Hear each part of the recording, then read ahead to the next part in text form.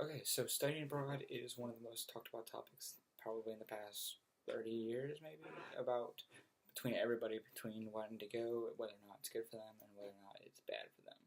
I chose to decide that it is perfectly okay for people to go overseas and either learn a new language or just go study abroad. I had one friend, his name is Burke. He lives in Germany, in Hamburg. Here's some pictures of me and him right here. And basically, he came over here for a whole year at night my sophomore year. And he lived with my friend Blake, and we all played soccer together, all three of us. And always talks about how it was one of the best experiences of his life, and how that changed his life for the better, being around people that were from America and getting not a higher education, but learning at a higher level than in Germany, because he told me that Germany was good in terms of education, but not as good as the United States when compared, even at a school like Nightdale. Whereas we're not as properly funded as other schools in the Wake County District. So, talking about this, in an article by Matthias Perry and Fabian Waldinger, they talk about this program called the Erasmus program, which is which is the university students, and also it has now trickled down into high school and high school students for going across the country in Europe, for going all across the countries in Europe, and making them study abroad, go to either U.S., Japan, wherever it is they'd like to go. And it's been expanding all across a bunch of different countries in the EU, with 1.37 million students taking part. And then so all the data is saying that everybody has had a good experience from this and from this company specifically, mostly because they all talk about how later in life it has affected the labor market and helped them getting a job.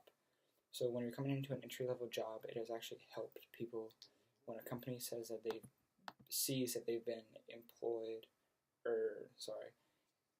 studied abroad, then they make that person the front runner for the job, because it says, oh, this person lived in a wholly different country, totally different culture from theirs, compared for a whole year, whereas this can help them solve problems, because they might not know the language as good as other people, but they can still do the problems, still got good grades and stuff, and they just had a better cultural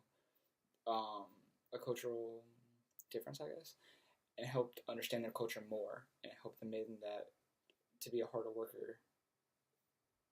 Studying abroad help them become a harder worker. Now, some of the pros and cons for studying abroad might be like homesickness, but at the same time you're making new friends. So you might be homesick because, obviously, for my friend Burke, he was coming from, I'm going to use him a lot as a reference, because I know him like that. And so he's coming from Hamburg, Germany, which is in the north, which is a lot more, it's a lot colder than North Carolina. It's a lot just different than North Carolina, he said America's a lot more, not slow paced, but like a little bit slower and a little bit different than Germany. And he was telling me how he was a little bit homesick, how he missed his friends, missed his family and everything.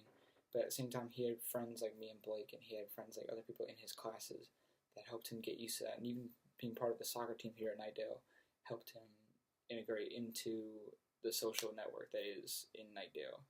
And he was one of my best friends, and I could tell him that he was always never alone, and I always wanted to be there for him. And, so another con would be the cost. And with programs such as Erasmus, they've actually lowered the cost now for a couple of years now. It's steadily been on a decline as the education goes up at the same time too, and that's really good. Whereas compared to, I don't know, when the program first came out, it probably wasn't like that, where the cost was high and the education was at a high level, but it wasn't at the highest level it could be. So being in a different country also has helped with multiple different things from multiple different people. In this graph right here, this is my right shoulder, but your left. It basically shows all of the personal developments, academic commitments, intercultural development, and career development that these people have had while studying abroad. And as you can see, for a full year, to the percentage of summer, they've had a 96% increase in self-confidence, and and for 98%, it has helped me better understand my own cultural values and biases. So this means that people are learning about their own culture, not only learning about their own cultures, but others as well. So they're making a better decision about what's right and what's wrong, and this can help them make that. So they're learning about as my friend Burke, he learned about what Americans thought about situations differently from Germans. Whereas he thought that it was kind of annoying how everybody in America says thank you after everything, which is kind of funny. Whereas in Germany, like, you hold the door open for somebody, nobody says thank you. Whereas in America, that would be considered rude, especially in the South, like North Carolina. If you hold the door for somebody, you're considered doing a nice thing, and it's like, you don't have to do it, so you say thank you. People in Germany would think that's kind of rude if you say thank you for everything. It's kind of different. And so 76% have said it has acquired skill sets that have influenced their career path. So this just means while they were in that different country that it helped them kind of decide. While it's not a big ratio, 76% is still more than the majority, well, a lot more than the majority than people that didn't change. So they also, 80% had an increase in academic study, which isn't the best, but it still did increase more with the population, the majority of it.